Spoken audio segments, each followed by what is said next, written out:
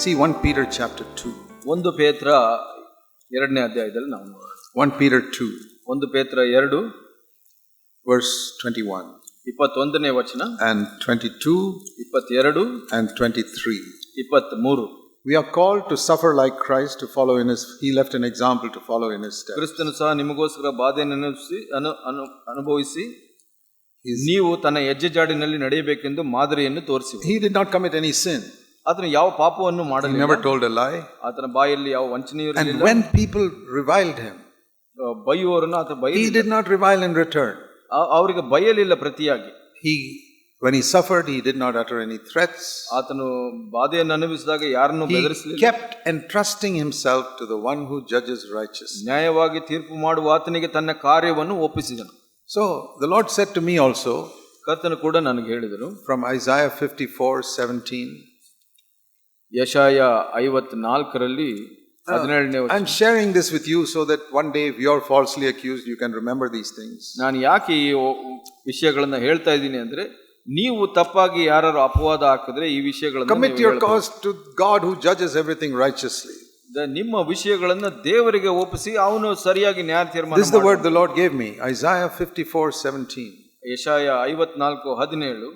No weapon formed against you will prosper. ನಿನ್ನನ್ನು ಎದುರಿಸಲು ಕಲ್ಪಿಸಿದ ಯಾವ ಆಯುಧವು ಜಯಿಸ. And every tongue that accuses you in judgment you will condemn.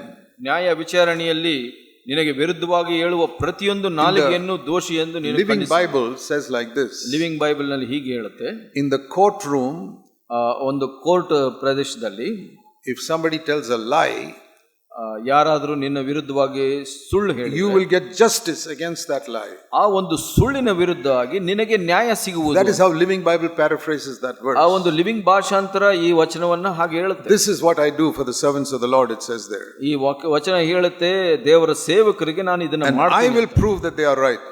ಅವರು ಸರಿ ಅಂತ ನಾನು ಅದನ್ನು ಸರಿ. That's what it says there in the last sentence. ಆ ಒಂದು ವಚನದಲ್ಲಿ ಹಾಗೆ ಹೇಳುತ್ತೆ, I will prove that they are right. The Lord says. ಕರ್ತನು ಹೇಳ್ತಾನೆ, ಅವರು ಸರಿ ಅಂತ ನಾನು ತೀರ್ಮಾನ ಕೊಡ್ತೀನಿ ಅಂತ. Wonderful promise. ಬಹಳ ಅದ್ಭುತವಾದ ವಾಗ್ದಾನ. So I got many promises like that. ಹಾಗೆ ಬಹಳಷ್ಟು ವಾಗ್ದಾನಗಳು. So it's a wonderful thing to walk in the footsteps of Jesus. ಯೇಸು ಸ್ವಾಮಿಯ ಹೆಜ್ಜೆ ಜಾಡಿನಲ್ಲಿ ನಡೆಯೋದು ಬಹಳ humbled, ನಮ್ಮನ್ನು ನಾವು ದೀನಪಡಿಸಿಕೊಳ್ಳಬೇಕು. falsely accused, ತಪ್ಪಾಗಿ ಅಪವಾದವನ್ನು ಹಾಕಿದ್ದು. You know, how did Paul get his ministry? ಪೌಲನಿಗೆ ಹೇಗೆ ಅವನ ಸೇವೆ not only by studying the Bible. ದೇವರ ವಾಕ್ಯವನ್ನು ಓದೋದ್ರಿಂದ ಮಾತ್ರ. 2 Corinthians chapter 1. 2 ಕೊರಿಂಥ 1ನೇ ಅಧ್ಯಾಯದಲ್ಲಿ ನಾವು ನೋಡ್ತೇವೆ how to get an effective ministry. ಒಂದು ಒಳ್ಳೆಯ ಪ್ರಭಾವಶಾಲಿಯಾದ ಒಂದು ಸೇವೆ ಹೇಗೆ, God's word powerfully. ದೇವರ ವಾಕ್ಯವನ್ನು ಬಲಯುತವಾಗಿ. First of all, you must study the word of God thoroughly. ದೇವರ ವಾಕ್ಯವನ್ನ ಗಂಭೀರವಾಗಿ ಓದಿ. Regularly. I do it even now. ಸತತವಾಗಿ ಈವಾಗಲೂ ಕೂಡ ನಾನು ಹಾಗೆ ಮಾಡ್ತೀನಿ. Even today when I was reading the scripture, I got something new. ಇವತ್ತು ಕೂಡ ನಾನು ದೇವರ ವಾಕ್ಯ ಓದುವಾಗ ನನಗೆ ಹೊಸ ಬೆಳಕು ಸಿಕ್ತು. After 60 years I'm still seeing something new in the Bible. 60 ವರ್ಷದ ನಂತರ ಕೂಡ ನಾನು ಹೊಸದನ್ನ ನೋಡ್ತಾ ಇದ್ದೀನಿ ದೇವರ ವಾಕ್ಯದಲ್ಲಿ. I was ವಾಕ್ಯದಲ್ಲಿ. reading Jeremiah 29 this morning. ಯೆರೆಮೀಯ 29ರಲ್ಲಿ ನಾನು ಓದ್ತಾ ಇದ್ದೆ. I saw something new there which I had not seen before. ನಾನು ನೋಡದಂತ ಯಾವುದೋ ಒಂದು ವಿಷಯ ಇವತ್ತು ಬೆಳಗ್ಗೆ ನಾನು ನೋಡಿದೆ. I have read that chapter so many times in 60 years. 60 ವರ್ಷದಲ್ಲಿ ನಾನು ಆ ಅಧ್ಯಾಯವನ್ನು ಬಹಳ ಸಲ ಓದಿದ್ದೀನಿ. That is the wonderful thing about the Bible. ದೇವರ ವಾಕ್ಯದಲ್ಲಿ ಇದು ಒಂದು ವಿಶೇಷ. It's like a well. ಅದು 100 years old. 100 years old, still there's water coming in it. 100 ವರ್ಷದ ನಂತರ ಕೂಡ ಅದರಲ್ಲಿ ನೀರು ಬರ್ತಾ ಇರುತ್ತೆ. Haven't you seen that in the villages, wells where they never get dry? ಹಳ್ಳಿಗಳಲ್ಲಿ ನೀವು ನೋಡಿದ್ರೆ ಆ ಬಾವಿಯಲ್ಲಿ ಯಾವತ್ತೂ ಒಣಗೋದಿಲ್ಲ. The Bible is like that. ದೇವರ ವಾಕ್ಯ ಕೂಡ after 100 years you go and dip something, you get something new. ನೀವು 100 ವರ್ಷದ ನಂತರ ಕೂಡ ನೀವು ಅದರಲ್ಲಿ ಹುಡುಕಿದ್ರೆ ಸಿಗುತ್ತೆ. And that's how a good well is, fresh water. ಅದರಲ್ಲಿ ಆ ಒಂದು ಬಾವಿಯಲ್ಲಿ ಹೊಸ ತಾಜಾ ನೀರು. That is the first way. First thing to have a powerful preaching ministry. ದೇವರ ಒಂದು ಸೇವೆಯನ್ನ, ಪ್ರಸಂಗದ ಸೇವೆ ಇರಬೇಕು ಅಂದ್ರೆ ಅದು ಮೊದಲನೇ. The second is ಎರಡನೇದಾಗಿ to go through trial.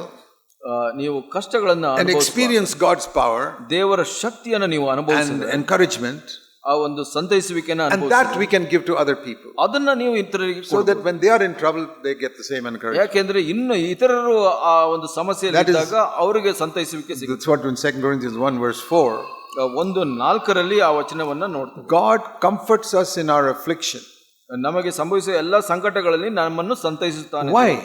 ಯಾಕೆ? So that we can comfort others who are going through the same affliction. ಹೀಗೆ ದೇವರಿಂದ ನಮಗಾಗುವ ಆದರಣೆಯ ಮೂಲಕ ನಾವು ನಾನಾ ವಿಧವಾದ ಸಂಕಟಗಳಲ್ಲಿ ಬಿದ್ದವರನ್ನ How do we comfort them? With the same comfort with which we are comforted by God. ನಾವು ಹೇಗೆ ಸಂತೈಸ್ತೀವಿ ಅವ್ರನ್ನ ನಾವು ಅನುಭವಿಸಿದ ಸಂತೈಸುವಿಕೆಯಲ್ಲಿಯೇ So if you have not gone through those trials, you cannot help other people. ನೀವು ಆ ಒಂದು ಕಷ್ಟದ ಮುಖಾಂತರ ಹೋಗಿಲ್ಲ ಅಂದ್ರೆ ನೀವು ಇನ್ನೊಬ್ಬರಿಗೆ If you study the Bible thoroughly ದೇವರ ವಾಕ್ಯವನ್ನ ಗಂಭೀರವಾಗಿ and then pray, Lord, don't let me go through any trials in my life.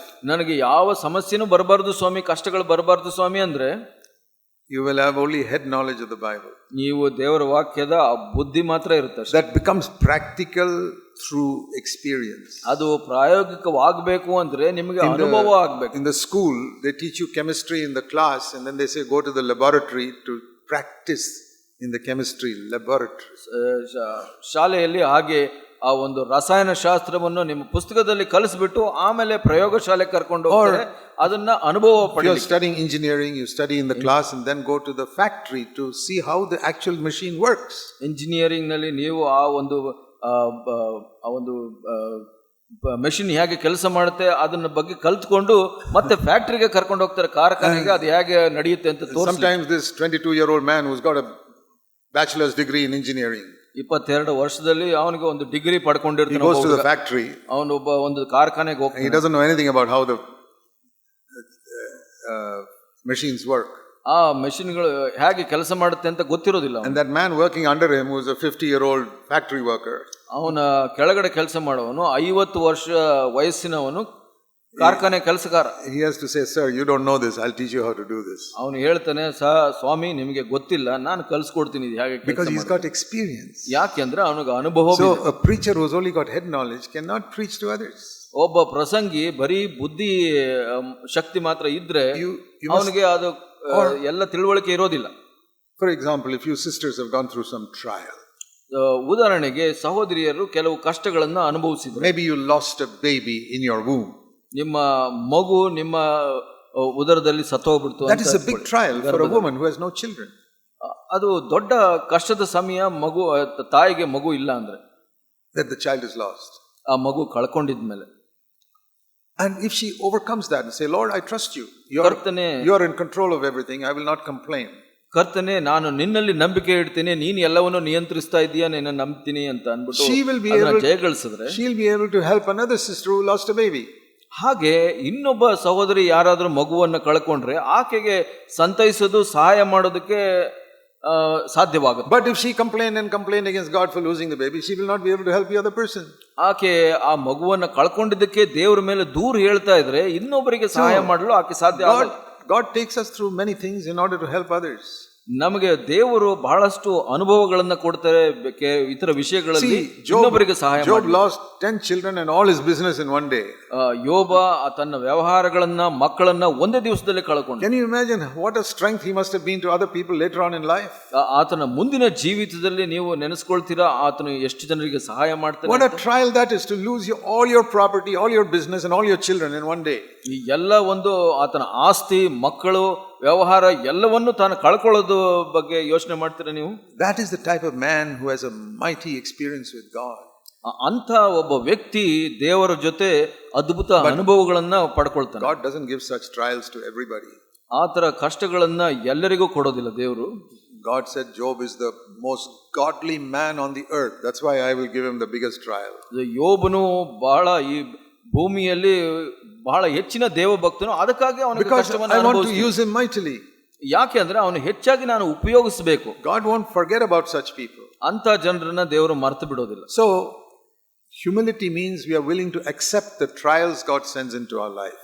ದೀನತೆ ಅಂದ್ರೆ ನಮ್ಮ ಜೀವಿತದಲ್ಲಿ ದೇವರು ಅನುಮತಿಸುವಂತ ಕಷ್ಟಗಳನ್ನ ಸ್ವೀಕರಿಸುವಂತ.